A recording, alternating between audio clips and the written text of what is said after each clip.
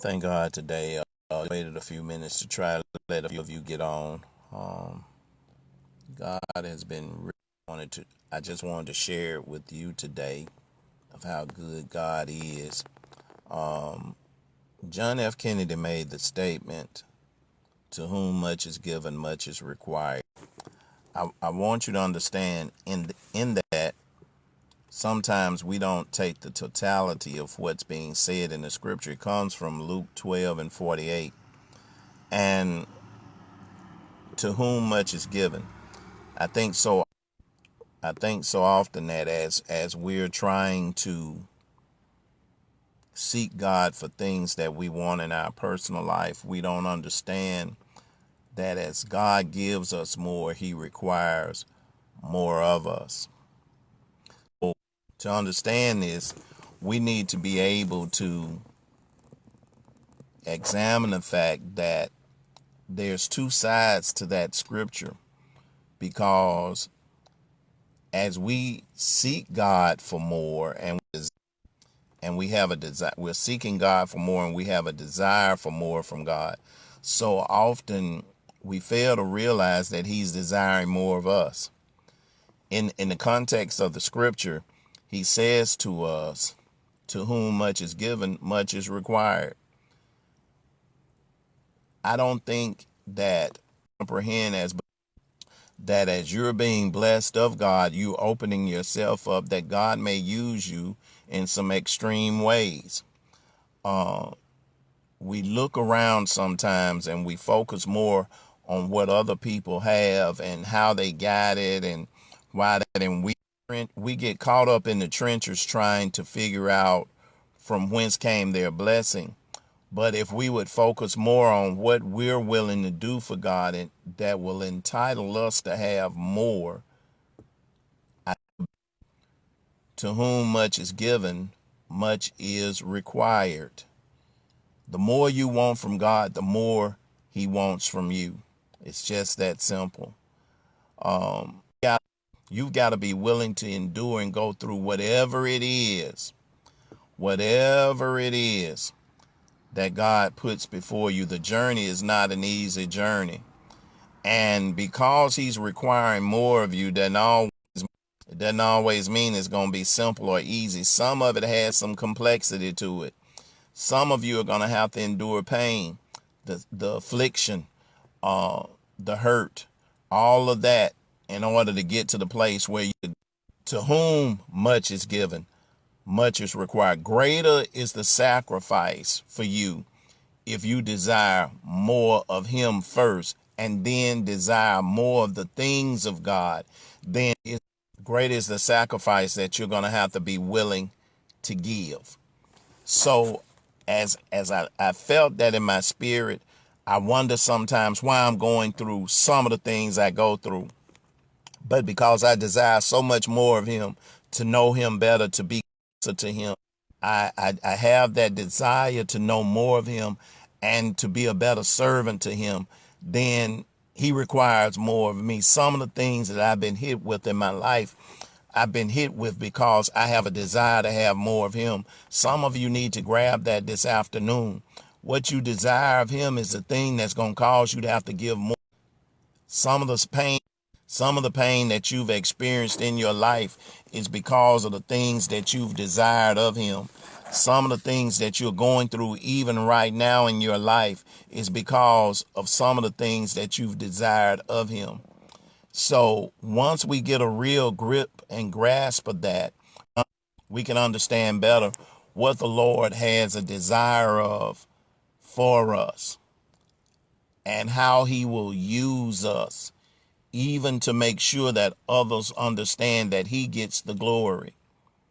God doesn't have a problem with greatness. He doesn't have a problem with the nice things, but He does have a problem with the blessed servant who will not give Him the glory. That's where the problem lies.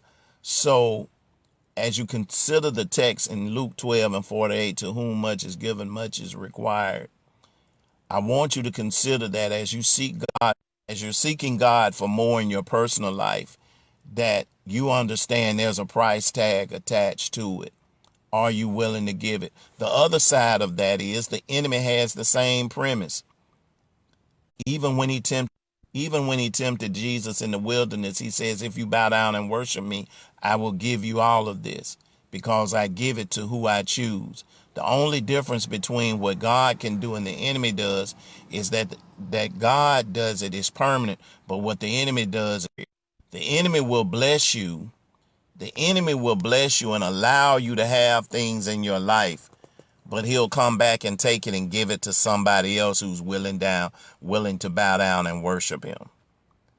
And when we look at secular society, that's why we can see the ups and the downs in the entertainment industry and in life, where people seem like they've sold their souls for fame and riches, but it's only temporary. It's a fleeting moment. They're always chasing the next lamplight, the next spotlight. They are always chasing recognition. They are always trying to find themselves in the moment that brings glory to them rather than glorifying God. What I'm saying to you today in this moment, if you're a God chaser, if you're a believer and you're seeking after God, to get more of God, to get more from him requires you to be willing to sacrifice more of yourself. Are you willing to endure the pain that it takes to get you to the level of comfort that you want to be in? Are you willing to go through the affliction that it's going to take to get you to the level that you want to live at? It's achievable, but God says the more I give to you, the more I require of you. Are you willing to dedicate yourself to being a blessing to somebody else at a greater level, so that you can receive more of him? And we're not just talking about things. I'm talking about understanding, improving your relationship with him, being intimate with God, and knowing that God is greater than anything that we can have or hold, that he is the priority, the first in our lives. But as we seek more of him, we have to understand that God is always looking for a way to make his presence felt in the earth. And how he does it is through us. So we have to be yielding and willing vessels to do that. So I hope this helps somebody today. I hope you can get it, you can view it, and let it resonate in your spirit. To whom much is given, much is required. Maybe you're going through some of the stuff you're going through because you asked God for some things, and God is preparing to deliver the blessing, but he's requiring something of you first before he gets it to you. Remember, God always makes provision and protection along the way in the journey.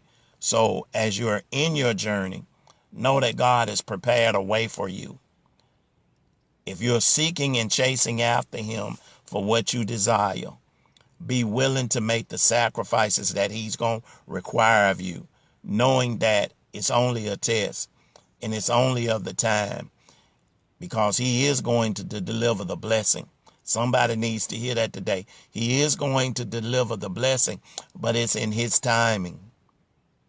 You just be willing to make the sacrificial offering that he's going to require of you to get to the place where you want to be in him in your life.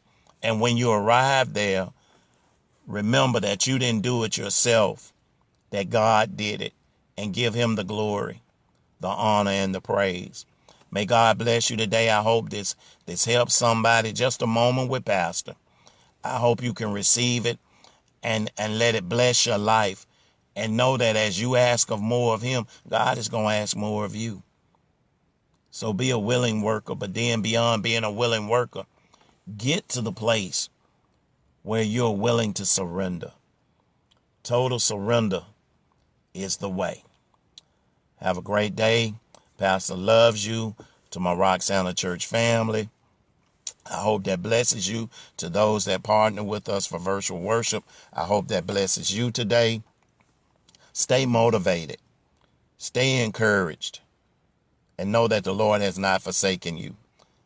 That wherever you are and what you're going through right now is preparation for the next place that God is going to deliver you to.